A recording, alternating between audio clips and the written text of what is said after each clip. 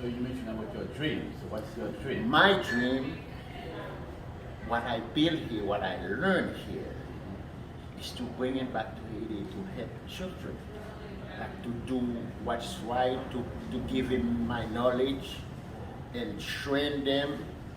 And if some kids want to work in any restaurant, they will have the knowledge to do so.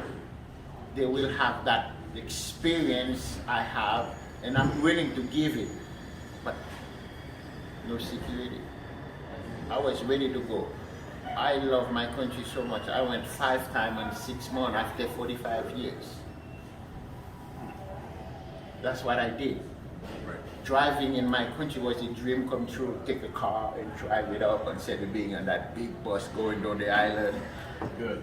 To go to my town, me behind a car driving in my country. That was it. I think every Asian have that dream for themselves, but they need security. They need to feel good about it, so we could all enjoy that beautiful island of us. And that's all we need. If the security is involved, everybody, you're gonna see a rush.